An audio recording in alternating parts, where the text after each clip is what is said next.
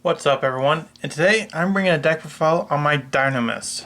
Dinomists are a machine pendulum deck that, as far as I know, haven't really done a whole lot, but they are definitely pretty fun to play as. And I have one for a while, and it's actually a pretty fun deck to play, especially because you can do a lot of XDs such as Infinity and Bahamut Shark. So you definitely do have options with this deck. Now, before we get to the deck profile, I just want to remind you to vote for a deck that you want me to do a deck profile on for this month. And who knows, if it gets enough votes, I may be doing it. Or if you're the only one who does vote, then it's more or less a guaranteed. But without further ado, let's get right to the deck profile. First, I run 3 Dinomist Rex. I wouldn't exactly call Rex the boss monster, although they're all pretty good.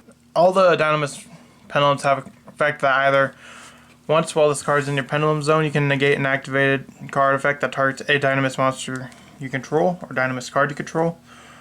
Or if another Dinomist card you control would be destroyed by battle or card effect, you can destroy this card instead. So usually the Dinomists do have quite a bit of protection with the pendulum effect. But the more or less better part is their monster effect. For Rex, at the end of the damage step, when this card attacks, you contribute one other Dinomist monster you control to activate one of these effects. This card can attack again in a row, and if it attacks its defense position monster, do piercing. And the other is shuffle one card your opponent shuffle one card from your opponent's hand at random or their side of the field into the deck, and this card gains 100 attack. Next, I run 3 Peteran. When this card destroys the opponent's monster by battle, you can add one Dinomist card from your deck to your hand. So when this destroys a monster, this is a search card. I also run 3 YUGIOH. One thing I really like the artwork on the Dinomists. They look pretty cool. As for YUGIOH, all face-up monsters your opponent controls lose 100 attack and defense for each Dinomist card you control. This is probably one of the least powerful Dinomist monsters, but you do need it for scales and to start going into your XYZ monsters.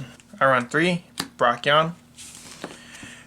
If you control a Brachyon in your monster zone and your opponent controls that monster that has the highest attack on the field, you can special summon this card from your hand. So this card can be summoned from your hand.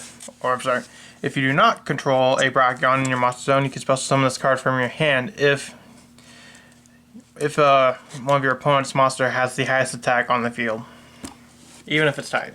Next, I run 3 Ceratops. Ceratops can also special summon from the hand, just like Brachyon, if all monsters you control are Dinomists and none are Ceratops. Next, I run 3 Dinomist Spinos. I don't know which way it's pronounced.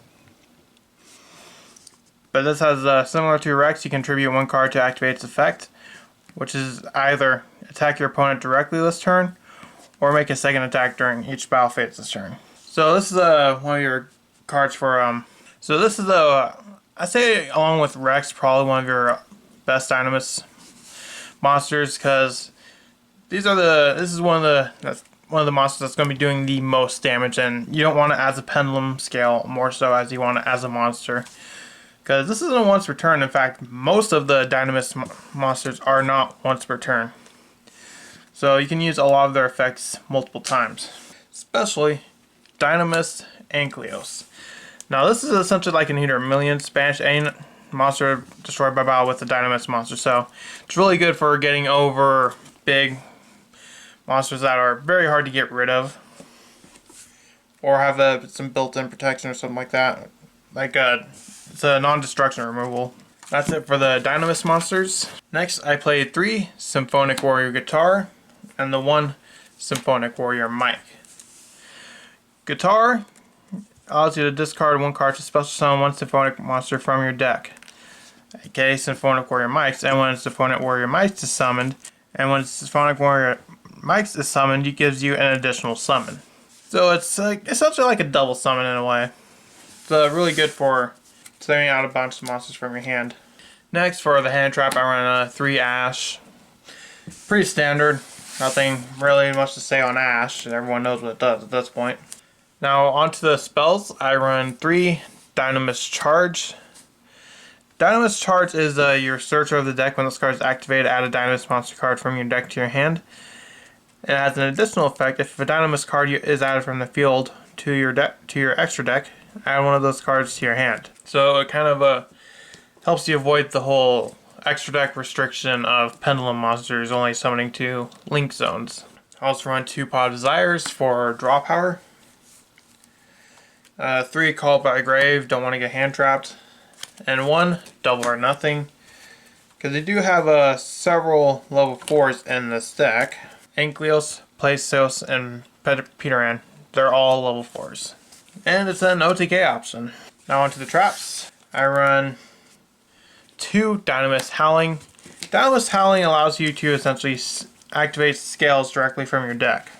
And I also run 3 Infinite Impermanence as a hand trap. It's Infinite Impermanence. I don't really need to speak to great detail on what it does, other than that's just a really powerful negate card. Now moving on to the extra deck. I run 1 Cyber Dragon Nova, as well as 1 Cyber Dragon Infinity. This is probably one of the XCs you want to go into most, aside from maybe like Utopia Double or Bahamut Shark.